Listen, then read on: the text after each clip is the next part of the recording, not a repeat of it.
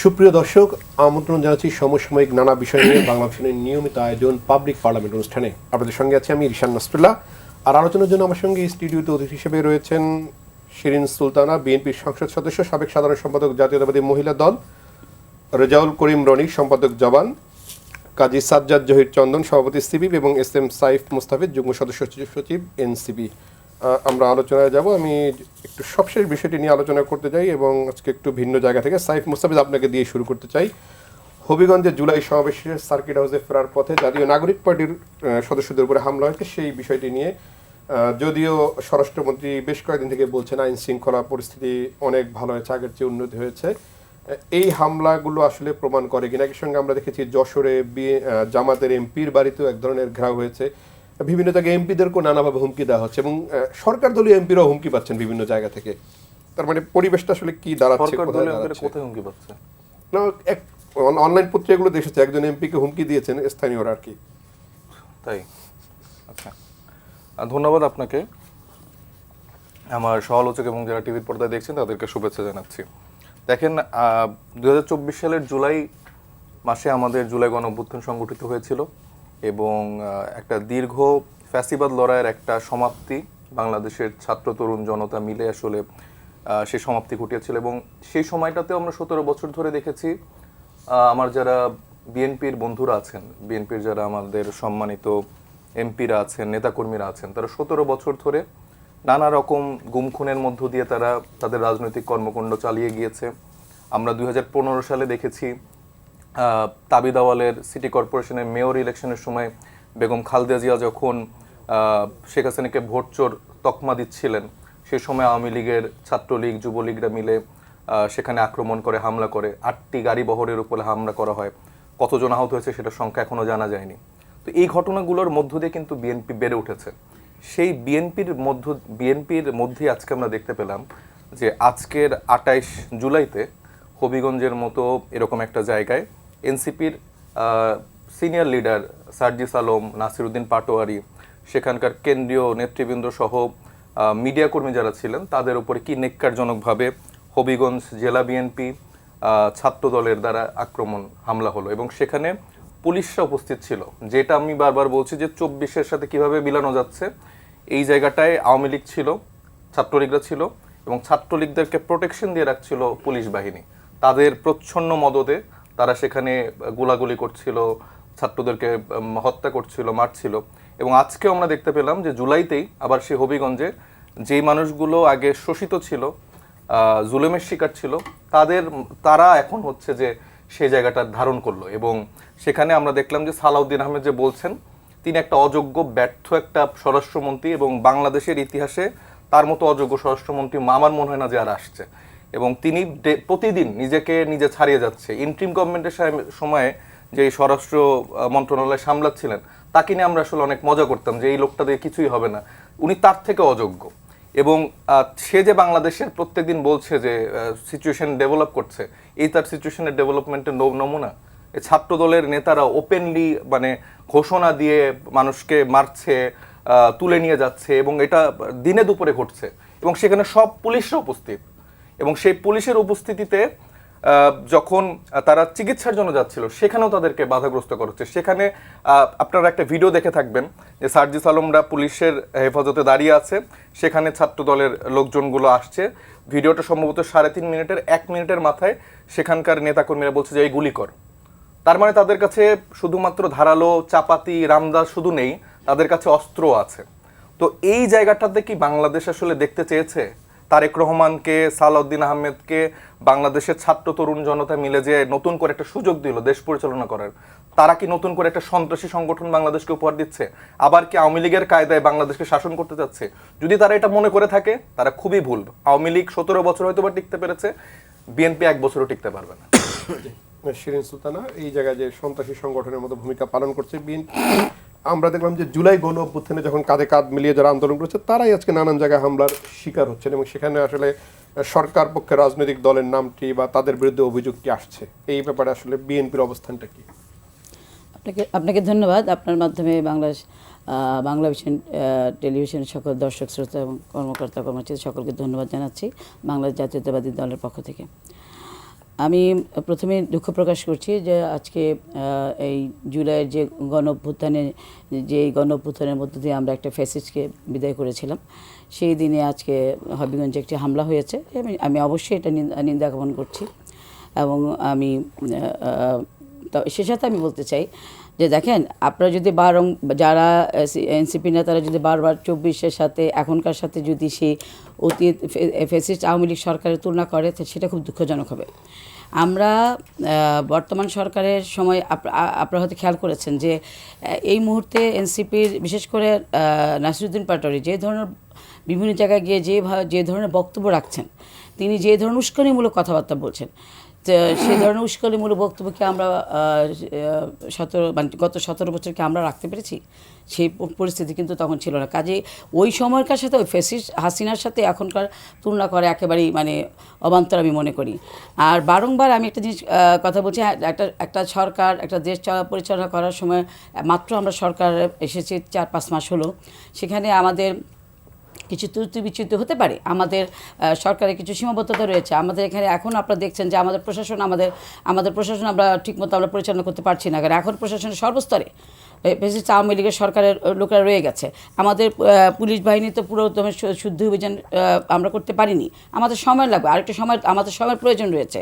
সেখানে আপনারা বারংবার আমাদের এনসিপির নেতারা, আমাদের বিরোধী দলের নেতা যারা সংসদের বিরোধী দলের আসনে আছেন, যিনি প্রধান দায়িত্বে আছেন, তিনিও ওনার মতো ভাষায়, আমাদের এনসিপির নেতার ভাষায় বলে 17 বছর আমরা আন্দোলন করেছি, আমরা 17 দিনও বিএনপিকে 1 বছর টিকতে দেবেন, এই ধরনের কথা বলা আসলে মনে করি যে বিএনপি কোনো রকম আন্দোলনের মধ্য দিয়ে বিএনপির জন্ম হয়েছে, আন্দোলনের মধ্য দিয়ে বিএনপিকে আজকে সরকার গঠন করেছে।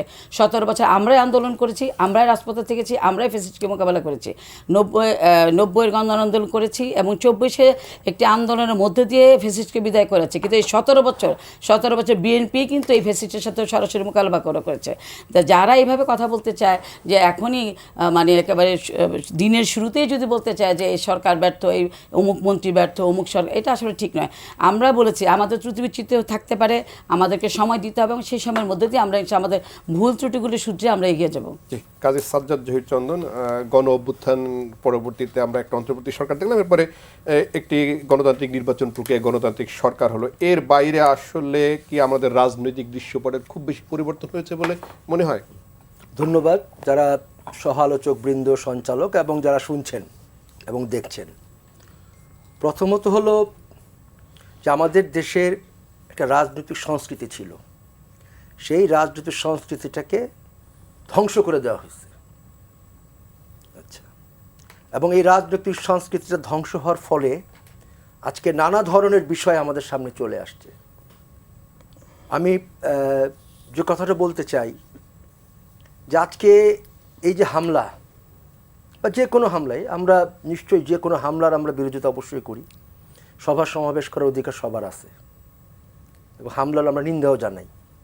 কিন্তু বিষয়টা শুরু হলো কিভাবে? আমি আওয়ামী ফ্যাসিবাদী শাসন বাদ দিলাম, তার আগের আমলও বাদ দিলাম, আওয়ামী ফ্যাসিবাদী শাসন ধরে নিলাম, পরবর্তী ইন্টারিম গভর্নমেন্ট, এখন বিএনপির গভর্নমেন্ট, তাই তো? আওয়ামী ফ্যাসিবাদী পতন আমরা ঘটাইছি, সব ঠিক আছে। ইন্টারিম সরকারের আমলে যে মব সন্ত্রাস, যেটা ব্যাপকভাবে হয়েছে, নানাভাবে আর কি, এবং এখনও এই পরিস্থিতি চলছে। এটা যে হঠাৎ করে সৃষ্টি হয়েছে বাংলাদেশের বিষয় এরকম না, দীর্ঘদিন ধরে রাজনীতির যে একটা সংস্কৃতি এবং যে মানুষের মধ্যে যে গণতান্ত্রিক আকাঙ্ক্ষা এবং আমার সভা সমাবেশ করা, আমার কথা বলা, সেই সুযোগটা সবারই থাকা উচিত, কিন্তু এই কালচারটা বহু বছর ধরে নষ্ট হয়ে গেছে। এটা একটা বড় ধরনের বিষয় আমাদের কাছে মনে হয়েছে, আমার কাছে। আর দ্বিতীয় বিষয় যেটা আসলে সেটা আপনি বললেন, আসলে ফ্যাসিবাদী সরকারের পতন ঘটছে ঠিক, কিন্তু যে ব্যবস্থা একটা সরকারকে ফ্যাসিবাদী রূপে পরিণত করা হয়েছে বা হয়েছিল, সেই ব্যবস্থা কিন্তু এখনো বহাল আছে এবং ব্যবস্থা বহাল থাকবে। আর আপনি গণতান্ত্রিক যাত্রা সুন্দরভাবে করবেন, এটা সম্ভব না, কোনোভাবে সম্ভব না।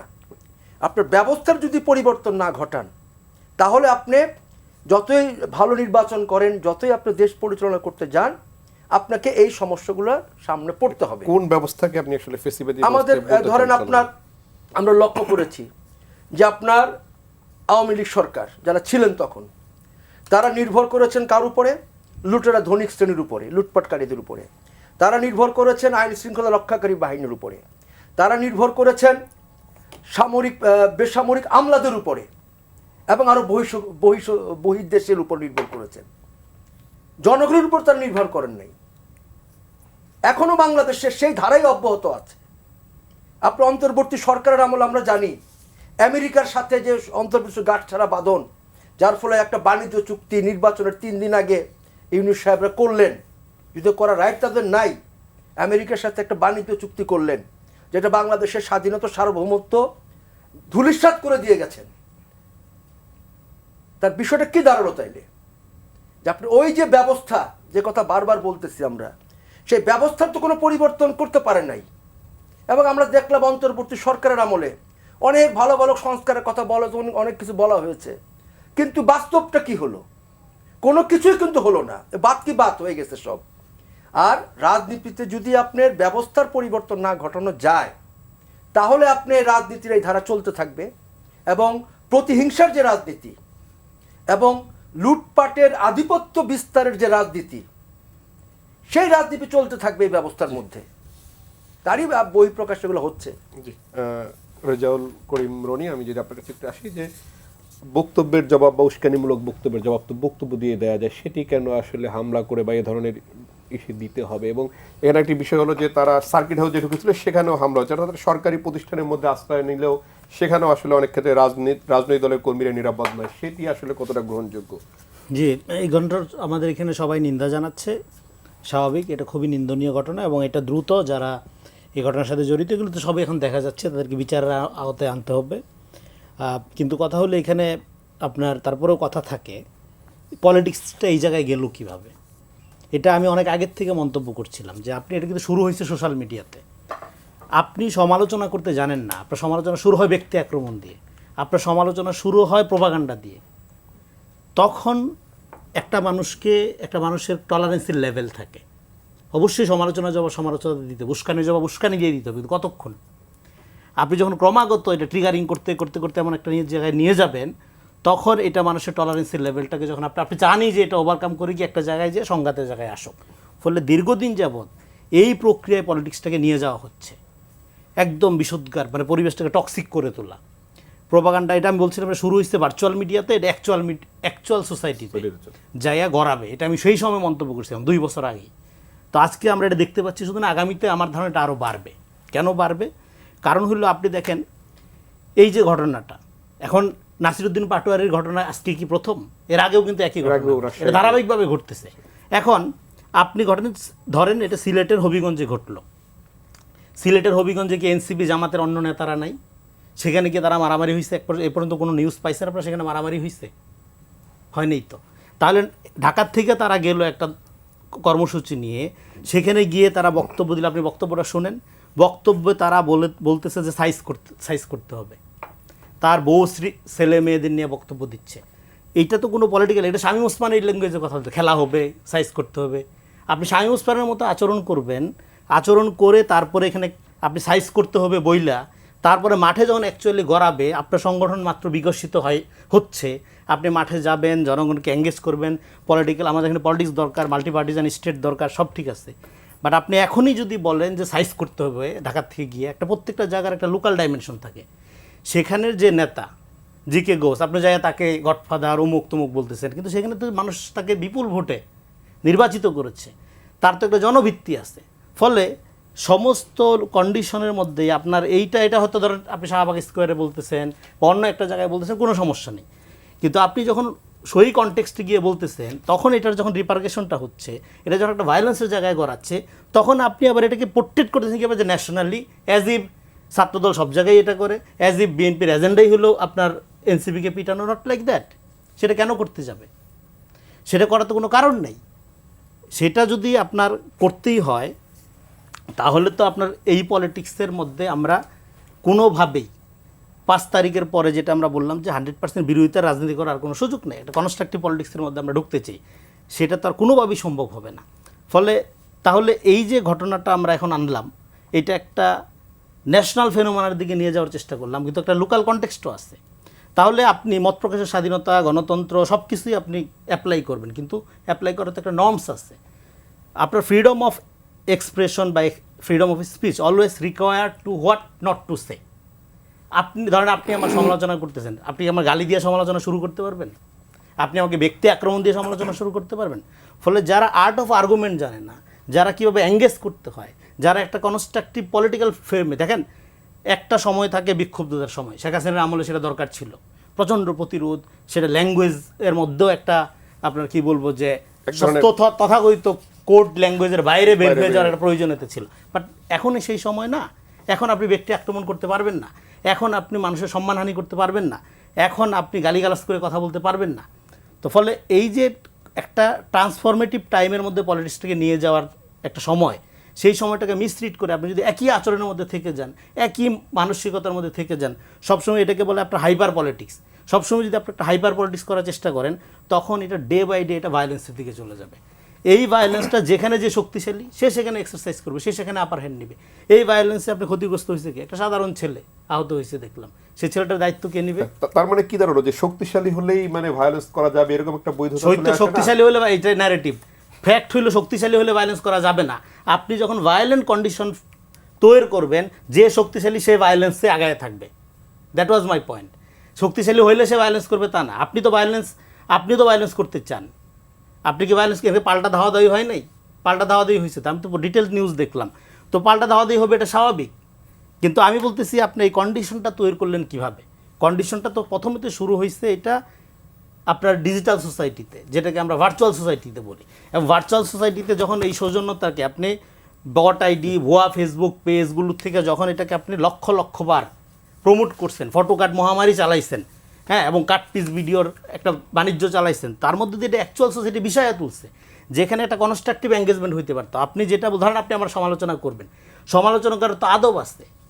সমালোচনা করার আদব এটা যেটা আপনি যেটা বললাম, যে আপনি যখন মানুষের মানবিক মর্যাদাবোধের কোড ভঙ্গ করবেন, মানুষ রিয়েক্ট করবেই। এখন রিয়েক্ট করার পরে সেটা যে একটা ফৌজদারি অপরাধে গড়াবে, সেই ফৌজদারি অপরাধের ক্ষেত্রে রাষ্ট্রকে আমরা তখন আহ্বান জানাবো, রাষ্ট্র একটা প্রোঅ্যাক্টিভ ভূমিকা পালন করতে হবে, তাকে আইনের শাসন প্রয়োগ করতে হবে, না করতে পারে সেটা আমরা সমালোচনা করব। কিন্তু তার যে প্রেক্ষাপট, তার যে কনসিকুয়েন্স, গোটাটাই পুরা সমাজকে পলিটিক্যালি কোন জায়গায় নিয়ে যাচ্ছে সেটা আপনারা চিন্তা করতে পারেন। সেটা আমি একটু সাইফ মোস্তাফিজ আপনার কাছে এসেছি। সমালোচনার ভাষা নিয়ে যেই সমালোচনা করলেন রেজাউল করিম রনি, সেই জায়গাটা আসলে রাজনীতিবিদদের আরও সচেতন হওয়া উচিত কি না? ডেফিনেটলি হওয়া উচিত। আমি মনে করি আমাদের ঋণ খেলাপিকে বলা উচিত ঋণ গ্রহীতা, আমাদের গডফাদারকে বলা উচিত গরিব দুঃখীদের সাহায্যকারী, আমাদের বালুখোরদের বলা উচিত পরিবেশ রক্ষাকারী, আমাদের চাঁদাবাজদের বলা উচিত দোকানপাট রক্ষাকারী। এই ভাষায় বললে আমার মনে হয় যে আমার যারা সমালোচকরা আছে তাদের ফ্যাক্ট ন্যারেটিভের মধ্য দিয়ে তারা একটা শান্তি পাবে। এখন যে চাঁদাবাজ, তাকে আমি চাঁদাবাজ বলতে পারবো না। সেখানকার এই যে জিকে গৌস, হবিগঞ্জে আপনি লোকাল মিডিয়ার নিউজগুলো দেখেন, সেখানকার মানুষের কাছে জিজ্ঞেস করেন, সে এই জুলাই অভ্যুত্থানের পর থেকে সে কি পরিমাণ চাঁদাবাজ, দুর্নীতি, টেন্ডারবাজি, মাদকের একদম কারবার শুরু করে দিয়েছে। তো এই ব্যাপারগুলো নিয়ে আমরা কথা বলতে পারবো না? এখানে আমার কি মানে গ্রামার মেনে, ও আচ্ছা উনি তো এইভাবে এটা করেছেন, তাহলে তো আমার এই কুসুম ভাবে তাহলে ওনাকে আমার এই সমালোচনাটা করতে হবে। বিএনপির সালাউদ্দিন আহমেদকে আমার খুব ভালোবেসে শ্রদ্ধা করে তাকে ভক্তির সাথে আমার সমালোচনা করতে হবে, তারেক রহমানের নামই মুখে আনা যাবে না। তো এই জিনিসগুলো তো আওয়ামী লীগ আমলে হয়েছে। আমি এই সময় কেন বাংলাদেশের মানুষ যেখানে একটা জুলাই গণঅভ্যুত্থানের রক্তক্ষয়ী যুদ্ধের মধ্য দিয়ে একটা নতুন বাংলাদেশ উপহার দিয়েছে, সেখানে আমি কেন সমালোচনাটা করতে পারবো না?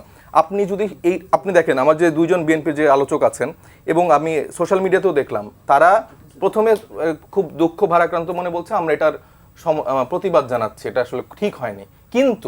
কিন্তু এই যে ভাষা প্রয়োগ, এটা দিয়ে তারা একটা জাস্টিফিকেশন, এটা একটা তারা একটা বয়ান উৎপাদন করছে যে এই মাইকটা ঠিক আছে, তোরা আর বললে তোদের আরো মাইক দেওয়া হবে। তো এটার মধ্য দিয়ে তো তারা তাদের যে পুরনো রাজনীতির জায়গাটা, এই যারা এই কথাগুলো বলছে, এই যে 15 সালের যে ঘটনাটা উল্লেখ করলাম, 15 সালে তো তাদের যখন এই যে বেধড়ক মারলো, পেটালো, তখন তো তারা বলছে যে হাসিনাকে হচ্ছে যে তারা সমালোচনা করছে, কটূক্তি করছে, এটার জন্য তাদেরকে মারা হয়েছে। এবং এই টকশোতে বসেই আওয়ামী লীগের লোকজনও ঠিক একইভাবে বলতো, ইস না, এই কাজটা ঠিক হয়নি, কিন্তু আমাদের মাননীয় প্রধানমন্ত্রীকে তো এইভাবে তারা বলতে পারে না। তো এই রাজনীতির সংস্কৃতির জায়গায়, স্ট্রেট ফরওয়ার্ড কিছু জায়গায় তরুণরা এসে কথা বলছে। হ্যাঁ, নাসির উদ্দিন পাটোয়ারির অনেক কিছু নিয়ে আপনি সমালোচনা করতে পারেন, আমারও তার অনেক কিছু হয়তো ভালো নাই লাগতে পারে, কিন্তু তাই বলে কি আপনি তার গাড়িতে হামলা করবেন? এবং সেটাকে আপনি জাস্টিফাই করে যাবেন যে হ্যাঁ আচ্ছা এই কুষ্টিয়াতে হয়েছে, অমুক জায়গায় হয়েছে, এটাও তার হইতে হবে, মানে এখানকার লোকাল মানুষজন মাইর খাচ্ছে না, সে কেন মাইর খাচ্ছে, কারণ সেইভাবে বলতেছে। তো আপনি তো জুলাই গণঅভ্যুত্থানের পর কারো গায়ে হাত তুলতে পারেন, আপনি তো আপনার কথা দিয়ে আপনি তাকে মোকাবেলা করেন, আপনি রাজনৈতিক ভাষা দিয়ে মোকাবেলা করেন, আপনি সেটা যখন পারছেন আপনি গায়ে হাত তুলছেন। এই ছাত্র দলের এই বিএনপির লোকজন তো আমি দেখতাম যে একটা ককটেলের আওয়াজ শুনলে সব পালাই যেত জুলাই গণঅভ্যুত্থানের সময়। এখন বর্তমানে যারা মেন মন্ত্রী আছে, ছাত্র দলের যারা সিনিয়র লিডার আছে, তাদেরকে আমি দেখছি একটা ককটেলের বিস্ফোরণের শব্দ শুনে তারা হই হই করে সব পালিয়ে যাচ্ছে। এই পল্টনের সামনে আমরা দেখতাম যে তারা কোথাও দাঁড়াইতেই পারতো না, রুহুল কবির রিজভী সাহেব তিনি একা একা বসে থাকতো যুবতবু হয়ে। এইসব ঘটনাগুলো যদি তারা ভুলে যে মনে করে যে তারা এখন অনেককে ধরাকে সরাজ্ঞান করে ফেলছে, বাংলাদেশ এখন তারা যা বলবে তাই হবে, তাইলে তো ভাই এটা সম্ভব না। বাংলাদেশের তরুণ ছাত্র জনতা যারা সকল স্টেক হোল্ডাররা মিলে গণঅভ্যুত্থান সফল করেছে, বাংলাদেশের মানুষ বিএনপিকে যে ম্যান্ডেটটা দিয়েছে রাষ্ট্র পরিচালনা করার জন্য, সেটা না করে যদি তারা এখানে সন্ত্রাসী কার্যক্রম পরিচালনা করে এবং 6 মাস হয়ে যাওয়ার পরও তাদের কিছু বলা যাবে না যে না থাক আপনারা 5-10 বছর থাকেন, তারপর দেখি আপনাদের একটু যদি সমালোচনা করা যায়। শিরিন সুলতানা, এই যদি আমরা এই ধরনের সংকটগুলো নিয়ে যদি আলোচনা করি, বিএনপি রাজনৈতিক দল হিসেবে 2 বছর হয়ে যাচ্ছে তার গণঅভ্যুত্থানের পরে, এখন পর্যন্ত দলকে আসলে গোছাতে পেরেছে কিনা, আরেকটা হলো যে একক সংখ্যাগরিষ্ঠতাই আসলে বিএনপির জন্য এক ধরনের চ্যালেঞ্জ হয়ে দাঁড়িয়েছে কিনা, এই কারণেই আসলে নেতাকর্মীদের নিয়ন্ত্রণে রাখতে ব্যর্থ হচ্ছে কিনা দলটি। না, ভাবে দল তো এর আগেও আমরা সরকার গঠন করেছি, সেটা বড় কথা নয়। এমনি সরকারি দল আমরা আসলে দীর্ঘ 17 বছর দলকে গোছানোর সেই সুযোগটা আমরা পাইনি।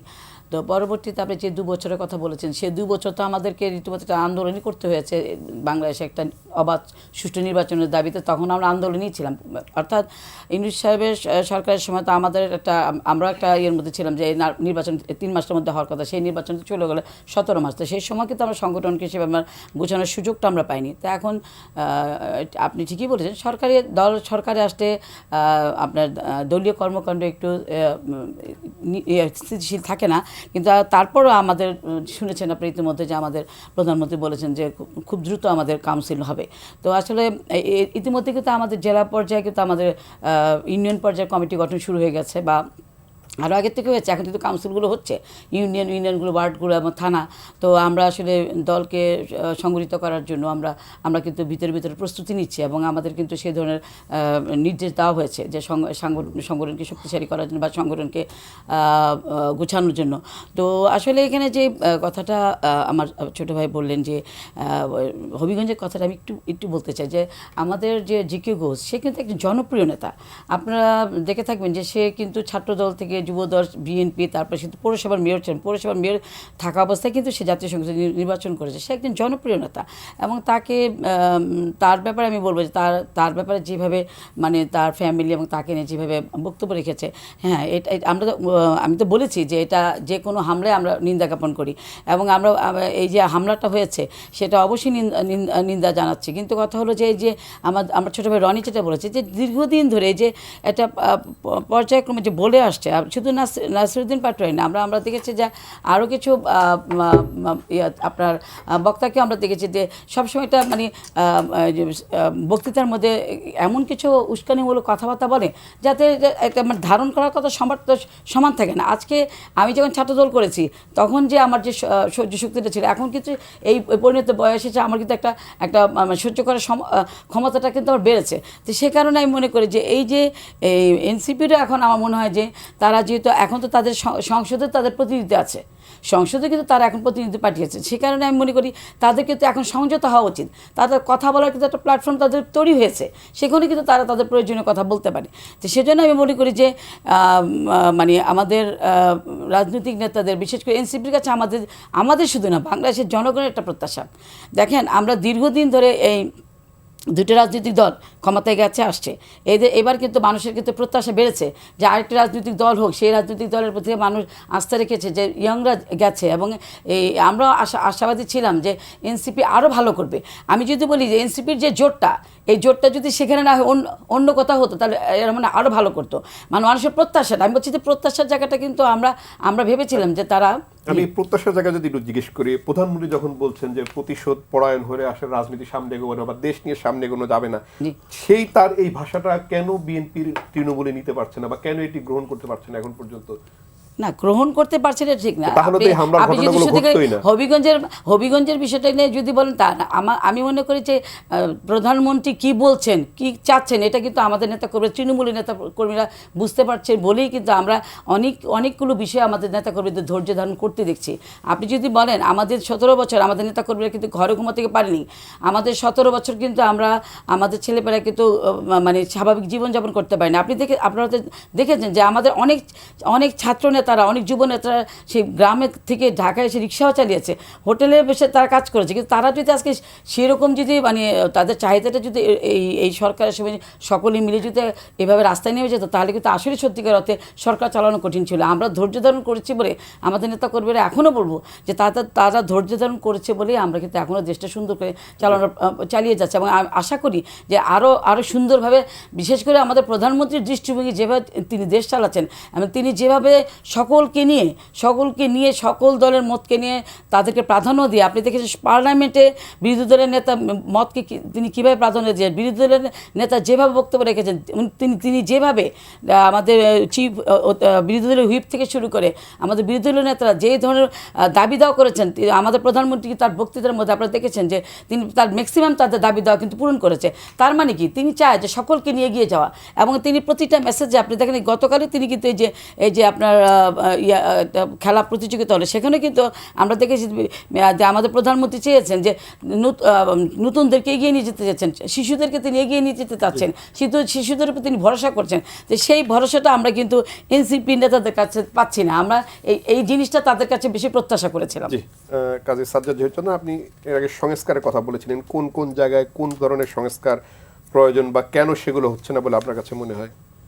প্রথমত হলো যে সংস্কার একটা চলমান প্রক্রিয়া, এটা আমরা অন্তর্বর্তীকালীন সরকারের আমলে আমাদের পার্টি আমাদের বামপন্থী দলগুলোর পক্ষ থেকে আমরা বলেছিলাম সংস্কার যদি আপনাকে করতে হয় আমার দেশের ভিত্তিকে, দেশের মানুষ, সাধারণ জনগণ, হ্যাঁ, শ্রমজীবী মেহনতি মানুষ, কৃষক, ক্ষেত মজুর, শ্রমিক, মধ্যবিত্ত, নিম্নবিত্ত, ছোট চাকরিজীবী, যুব সমাজ, কর্মসংস্থান, এগুলো তো আমার দেশের ভিত্তি হওয়া উচিত। আপনি সংস্কারের জায়গায় আপনি বললেন এই ক্ষেত্রে বা এই বিষয়গুলোতে কোনো সংস্কারের কথা আপনি বলেন নাই। আপনার সংস্কারের কথা বলছেন ওপর দিয়ে, আপনার তলায় সংস্কার না করে ওপর দিয়ে যদি আপনি সংস্কার করতে চান তাহলে সেই সংস্কার কখনো বাস্তবায়িত হবে না। এটা প্রথম কথা। দ্বিতীয় বিষয় হলো যে এই যে সংস্কারের কথাগুলো যে বলা হয়েছিল, আমরা বারবার বলেছি, দেখলাম সংস্কারের ক্ষেত্রে বারবার গিয়ে সংবিধানকে আঘাত করা হচ্ছে। একমাত্র সংবিধানই সংস্কার করতে হবে, কিন্তু আমার শ্রমিকের ন্যায্য মজুরি কত হবে, আমার কৃষক তার ফসলের লাভজনক দাম পাবে কিনা, আমার 2.5 কোটি বা 4 কোটি, এখন শুনলাম 4 কোটি যুবক বেকার, তার কর্মসংস্থান হবে কিনা, শিক্ষা প্রতিষ্ঠানে যার লেখাপড়া যেটা চলতেছে সেইখানে যে বৈষম্য বিরাজ করছে সেই ক্ষেত্রে কি সংস্কার, স্বাস্থ্য খাতে কি সংস্কার, এই সংস্কারগুলো নিয়ে তো অন্তর্বর্তী সরকার যখন আমরা দেখলাম এগুলো নিয়ে তারা কিছু বলে নাই। কিন্তু পরিকাঠামো সংস্কার, দুদক সংস্কার করতে হবে, উমুক সংস্কার করতে হবে, এই এমনকি নির্বাচন কমিশন তো সংস্কার, সেটা তো হয় নাই। এবং এটা পারবে না একটা কারণে, কারণ আমাদের এই বিষয়টা, আমরা বামপন্থী রাজনীতি যারা করি, আমরা একটা পরিষ্কার একটা কথা বলতে চাই যে আমাদের দেশে যে 55 বছর স্বাধীনতার পরে যারা দেশ শাসন করছে, যে গোষ্ঠী হোক, যে শাসক গোষ্ঠী যারাই হোক, তারা মূলত লুটেরা ধনিক শ্রেণীর প্রতিনিধিত্ব করছে। এই ধনিক শ্রেণী তারা তাদের স্বার্থে, তাদের ক্ষমতাকে টিকিয়ে রাখার স্বার্থে এই রাজনৈতিক দলগুলো দিয়ে দেশ পরিচালিত করেছে। এটা হলো ফ্যাক্ট। আপনি লুটপাটের অর্থনীতি বজায় রাখবেন, লুটপাট, দুর্নীতি, দুঃশাসন রাখবেন, আর আপনার রাজনীতি ফ্রেশ রাজনীতি হবে। লুটপাটের অর্থনীতি জন্ম দিচ্ছে লুটপাটের রাজনীতিকে। কারণ এখানে বিষয়টা কী দাঁড়াইছে যে ওই লুটপাট করছে, টাকা পয়সা নিচ্ছে, আমাকে লুটপাট করতে হবে। কারণ রাজনীতিটা তো আদর্শের জায়গা যেটা, সেটার বিচ্যুতি অনেক আগে ঘটে গেছে।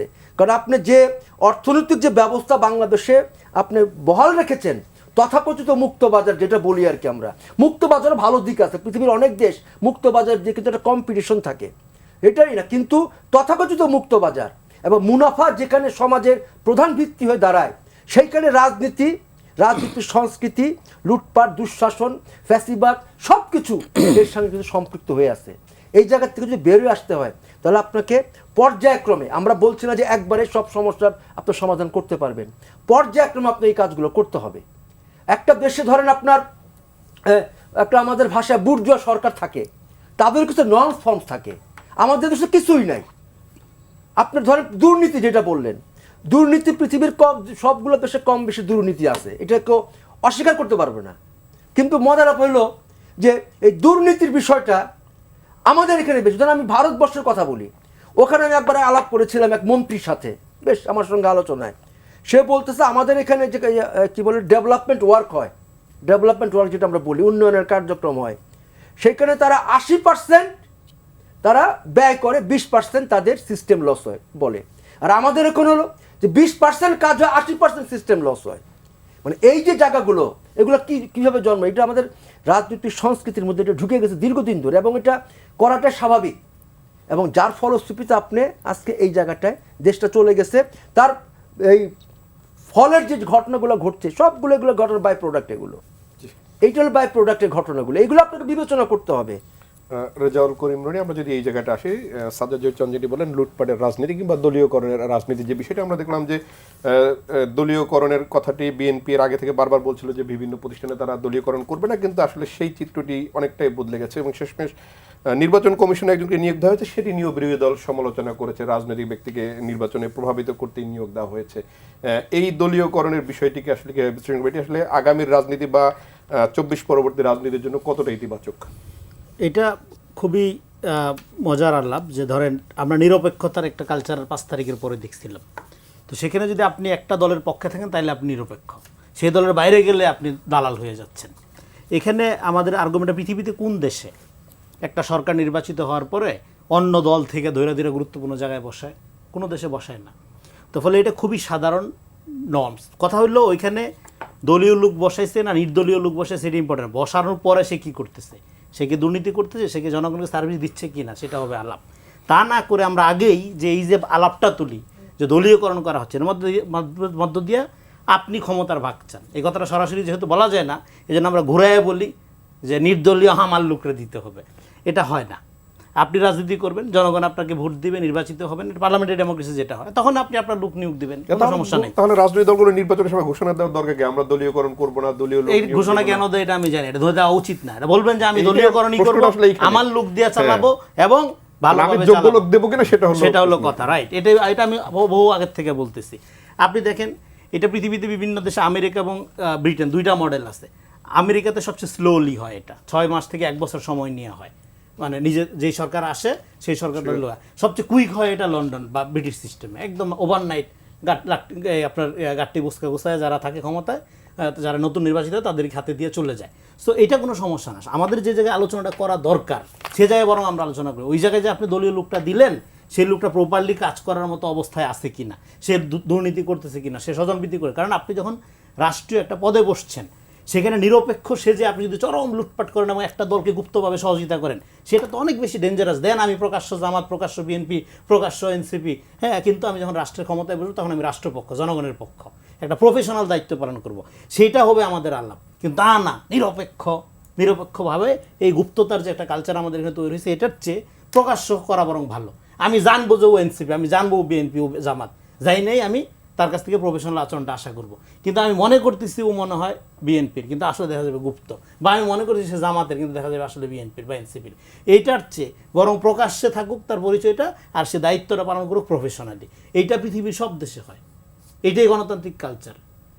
জনগণের কাছে সে যখন সার্ভিসটা দিবে, সে বিএনপি হিসেবে সার্ভিস দিবে না, সে একজন রাষ্ট্র কর্তৃপক্ষ হিসেবে জনগণকে সার্ভিস দিবে। এটাই প্রফেশনাল নর্মস হওয়া উচিত। তা না করে আমরা এই যে একটা আমলাতান্ত্রিক বা এনজিওতান্ত্রিক নিরপেক্ষতার বয়ান রপ্ত করছি, করার মধ্য দিয়ে এখানে আমরা কতগুলো নন পলিটিক্যাল অ্যাক্টরকে স্টেট মেশিনারিজ বা ক্ষমতার ভাগ দেওয়ার একটি স্পেস রেখে দিচ্ছি। আমাদের সমাজ তো প্রপারলি পলিটিক্যাল না, অনেক বেশি দলান্ত, এটা দলাদলি প্রিয়। প্রপারলি পলিটিক্যাল করতে হইলে দলীয় লোক দেওয়া কোনো সমস্যা না, সমস্যা হলো সে দলীয় লোকটা প্রফেশনালি ইন্টিগ্রিটি নিয়ে সেটির মানদণ্ড আসলে কি ধরেন যে দলীয় সেটা ইনস্টিটিউশন, এজন্য তো গণতন্ত্রকে প্রাতিষ্ঠানিকীকরণ করা। ইনস্টিটিউট যখন ভ্যালু বেসড, ভ্যালুজ তো এমন না যে আপনার ক্ষেত্রে একরকম ভ্যালুজ, ওর ক্ষেত্রে একরকম ভ্যালুজ, তার ক্ষেত্রে একরকম ভ্যালুজ। ভ্যালুজ সবার ক্ষেত্রে পারফেক্টলি ইম্পার্সোনালি প্রয়োগ করতে হয়। আপনি হন জামাতের, হন এনসিপির, হন বিএনপির, অসুবিধা নেই। আপনি যখন একটা দায়িত্বে, তখন আপনি রাষ্ট্রের যে ভ্যালুস, তার যে নীতি, মানে ল আর কি, এখানে সেই লফুলি আপনি অ্যাক্ট করবেন, দ্যাটস ইজ। আপনি বিএনপি না এনসিপি না জামাত, সেটা দরকার নেই। এইটা পলিটিক্যাল পার্টি নির্ধারণ করবে, জনগণের কাছে গিয়ে ভোটে নির্বাচিত হয়ে, এটা তার লেজিটিমেসি। কিন্তু আমরা যখন দেখি যে ধরেন সরকারের মন্ত্রী বা অন্যদের বিরুদ্ধে যখন অভিযোগ আসে, তখন তো দল থেকে কোনো ব্যবস্থা নেওয়া হয় না। দল থেকে ব্যক্তির দায় দল নেবেন, এরকম একটা এই যে বয়ানগুলো কারা দেয়, যারা একটা ইডিওসেন্ট্রিক পলিটিক্স করে, তারা সমস্ত জায়গায় যখন আপনার একটা এরকম ব্যক্তি আছে, তখন সে ব্যক্তিগত হয়ে যায়, সেটা যে দলীয়ভাবে তারা নেয় না। কিন্তু যারা ডেমোক্রেটিক পার্টি, তারা একদম যে বহিষ্কার করবে, গ্রেফতার করবে প্রয়োজনে, দলীয় সিদ্ধান্ত নিবে, এবং প্রয়োজনে আপনার আইনানুগ ব্যবস্থা নিবে। সেটা হলো একটা ডেমোক্রেটিক পার্টির সাথে ইডিওসেন্ট্রিক আল্ট্রাফেসিস্ট পার্টির পার্থক্য। সেটা আমরা দেখতে পাচ্ছি। ইউ আর ভেরি রাইট, এই প্রবণতা আমাদের সমাজে আছে। তো ফলে আমাদের এখানে যেটা দরকার, এখন একটা হাইপার পলিটিক্যাল টেন্ডেন্সি তৈরি হয়েছে, যেটা ভাই আলোচনা করছে। উনার আলোচনার মধ্যে খুবই গুরুত্বপূর্ণ পয়েন্ট হলো, উনি একটা মার্কসীয় ইকোনমিক্যাল ডিটারমিনিজমের জায়গা থেকে সোসাইটিকে ব্যাখ্যা করতেছে। কিন্তু সোসাইটি এখন সম্ভবত এইভাবে আর চলে না, বিকজ অফ আমরা একটা ক্যাপিটালিস্টিক গ্লোবাল রিয়ালিটির মধ্যে আছি। সেই রিয়ালিটির মধ্যে ডেমোক্রেসি, হ্যাঁ, ক্যাপিটালিজমের খারাপ দিক নিয়ে পৃথিবীতে কোনো বিতর্ক নেই, সবাই এটা জানে। কিন্তু একটা লিবারাল ডেমোক্রেটিক, এখানে সেই জন্য যেটা বলা হয় যে লুটপাটের অর্থনীতি, যেটা এই ব্যবস্থাপনাটাকে আপনি কিভাবে ব্যাটেল করবেন, ব্যাটেল করার জন্য ইকোনমিক্যাল সিস্টেমের একটা ডেমোক্রেটাইজেশন লাগে। সেই ডেমোক্রেটাইজেশনটা আনটিল প্রতিষ্ঠান যদি আপনি করতে না পারেন, তখন যেটা হয়, যখন যে দল এম্পাওয়ার থাকে, তখন তারা একটা দলীয়ভাবে থাকে। এই জন্য ন্যাশনালিস্ট একটা দৃষ্টিভঙ্গি দরকার, যাতে করে আপনি একটা লিবারাল ডেমোক্রেটিক প্রতিষ্ঠান তৈরি করতে পারেন এবং অর্থনীতির গণতন্ত্রায়ন করতে পারেন। সেটা কীভাবে? যেমন ধরুন, আপনি যদি ঘুষ ছাড়া চাকরির ব্যবস্থা না করতে পারেন, আপনি দলীয় পরিচয়ের বাইরে আপনি চাকরি যদি না পায় কোনো লোক, তাহলে তো সে সমাজে এম্পাওয়ারমেন্ট হবে না।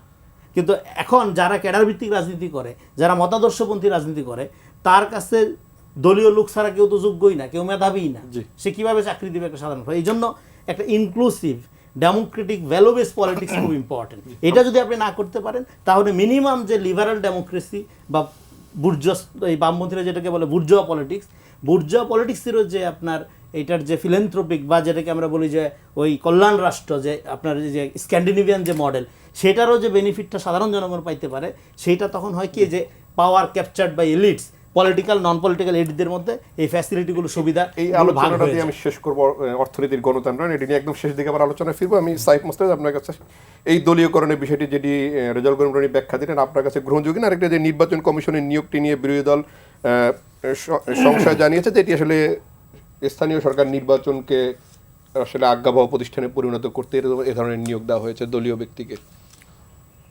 আমার সমালোচকরা যে আলোচনা করছেন, আসলে এটার কাউন্টার আমি আসলে কি বলবো, সেটা নিয়ে আমি আসলে ভাবছি। কারণ ধরেন, আমি সোজা ভাষায় কথা বলি, আমি খুব তাত্ত্বিক জায়গা থেকে আলাপ করব না। 17 বছর ধরে বিএনপি যে আলাপটা করেছে, যেই কথাটা বারবার বলে এসছে, যে তারা বৈষম্যের শিকার হয়েছে, তারা বঞ্চনার শিকার হয়েছে, তারা বারবার এইটাই অ্যাকিউজ করেছে যে প্রতিষ্ঠানগুলো আওয়ামী লীগ দলীয়করণ করছে। এখানে খেয়াল করেন, আওয়ামী লীগ যেসব সাংবিধানিক প্রতিষ্ঠান থেকে শুরু করে প্রত্যেকটা জায়গায় দলের লোকজনকে, পরিবারের লোকজনকে বসিয়েছে, তাদের কিন্তু আপনি শিক্ষাগত যোগ্যতা এটা বলতে পারবেন না যে অনেক খারাপ, বা তাদের মেরিটের জায়গা থেকে যে তারা অযোগ্য, সেরকম কিন্তু না। তাদের যোগ্যতাটা মূলত ছিল যে তারা দলীয় দলদাস, তারা দলকে ব্লাইন্ডলি সার্ভ করবে। তো এই জায়গাটাই কিন্তু ওনাদের মেইন ইস্যু ছিল। এবং তারা এই 17 বছরের রাজপথের আন্দোলন বলেন, আমাদের ভাইরা বলেন, এরা কিন্তু বারবার এইটাই উল্লেখ করে গেছে। এবং 6 মাসের ক্ষমতার পালা বদলে কি একটা হাওয়া লেগে গেল, এটাকে তারা নানা রকম করে ব্যাখ্যা করে জাস্টিফাই করছে যে না, আসলে তো এটা ছাড়া হবে না। আমরা কি তাহলে গুপ্ত এই জামাতের লোককে বসালে আপনি খুশি হবেন? এনসিপি, আমরা তো এটা বলতেছি না ভাই যে আপনি গুপ্ত জামাতের লোককে বসান, এনসিপির লোককে বসান। নির্দলীয় কি বাংলাদেশে আর কোনো লোক নাই?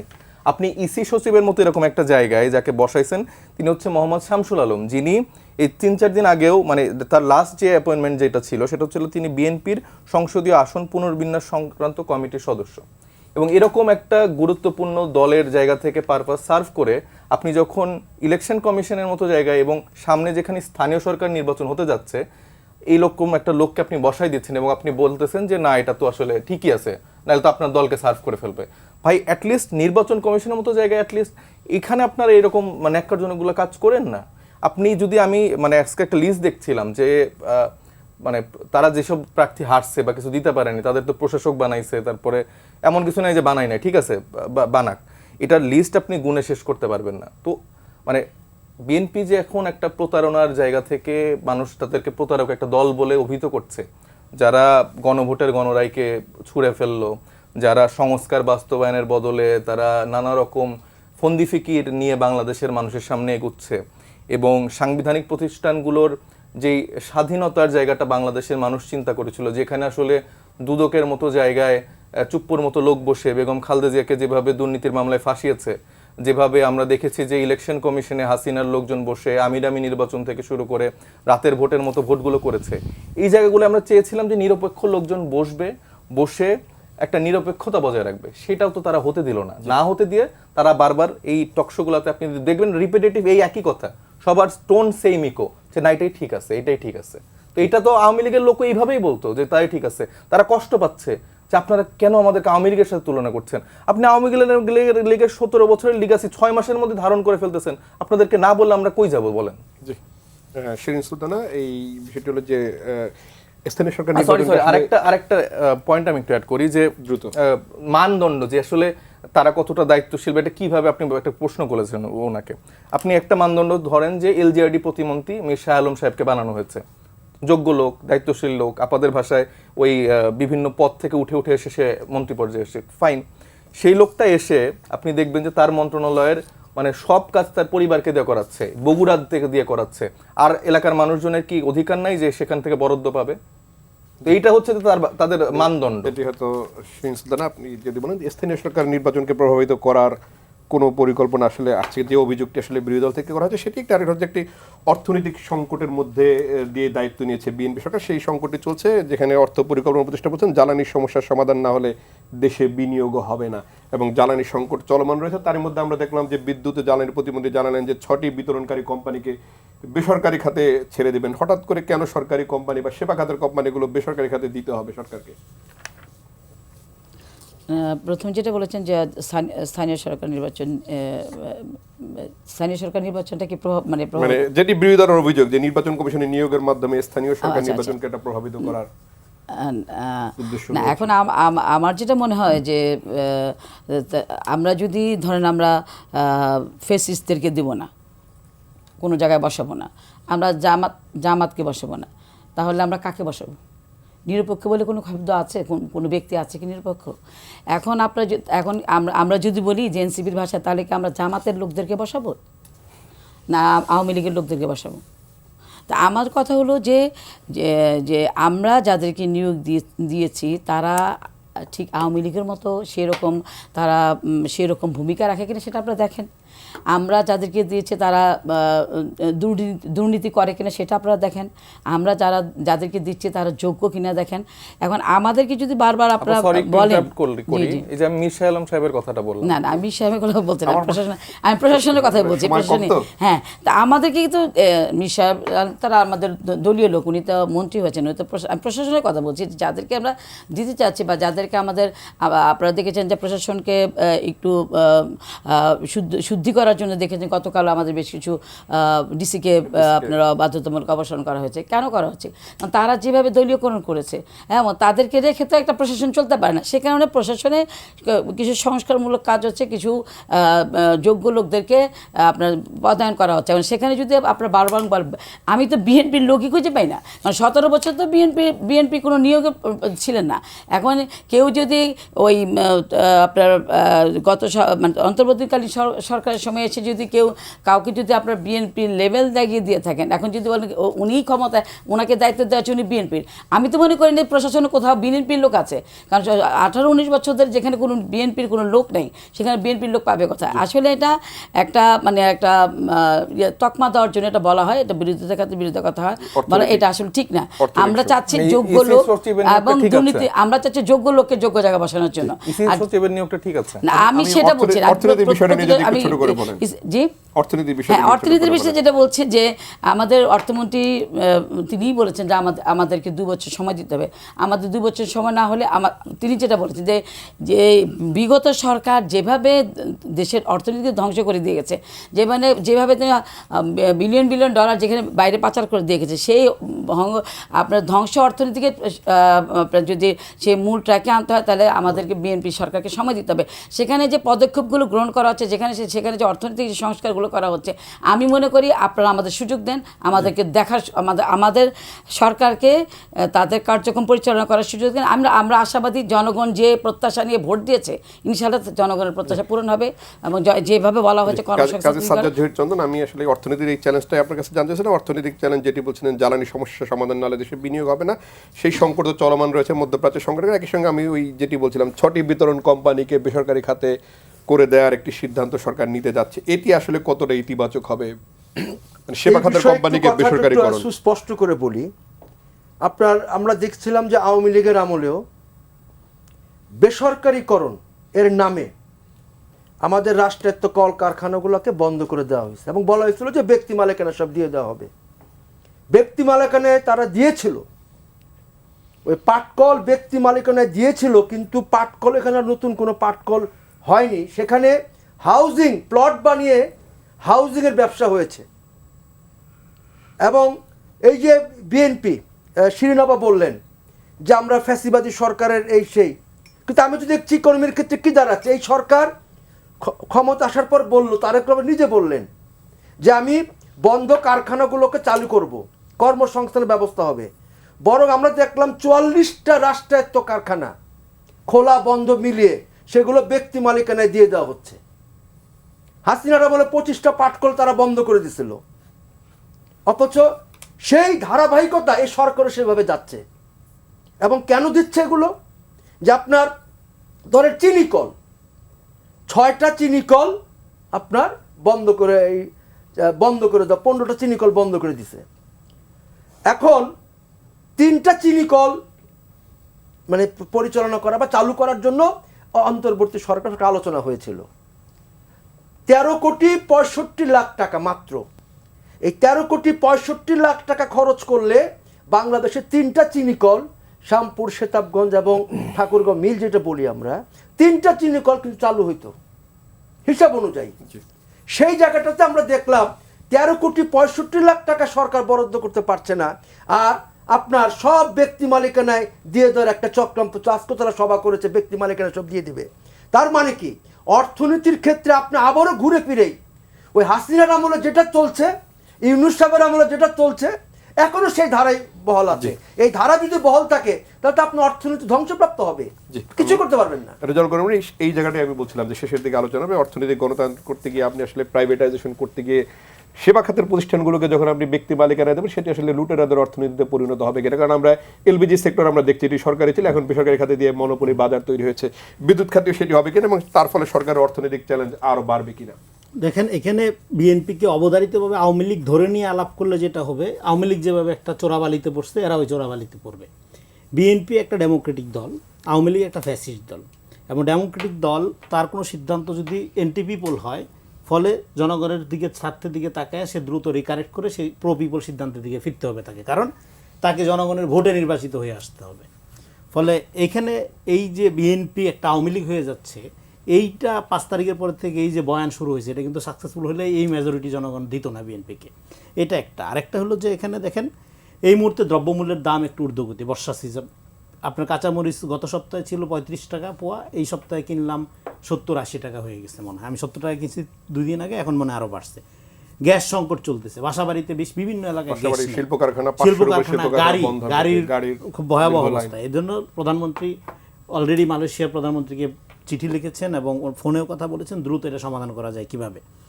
সো এখন দেখেন আমাদের এখানে power captured by elites, political, non political, এবং এখানে যে প্রশাসন এবং যে আমলাতন্ত্র, বেসিক্যালি এন্টি পিপুল যে আমলাতন্ত্র, এটা 5 তারিখের পরে সবচেয়ে বড় ভুল ছিল। যারা এখানে নতুন রাজনৈতিক বন্দোবস্তের কথা বলে এটাকে যারা প্রোটেক্ট করেছে, তারা সবচেয়ে বড় অন্যায়টা করেছে। এখন এটাকে আস্তে আস্তে, আপনি তো যেহেতু বিএনপি কোনো বিপ্লবী দল না, এটা লিবারাল ডেমোক্রেটিক দল, ফলে তাকে একটা প্রক্রিয়ার মধ্য দিয়ে আস্তে আস্তে এটাকে এই আপনার কি বলে যে এই প্রশাসনিক এই যে আমলা প্রজাতন্ত্রী বাংলাদেশ সেখান থেকে বের করতে হবে। তো সেটা একটা কালচারের ব্যাপার, সেটা দীর্ঘদিনে হবে না। এখন উনি যেহেতু একটা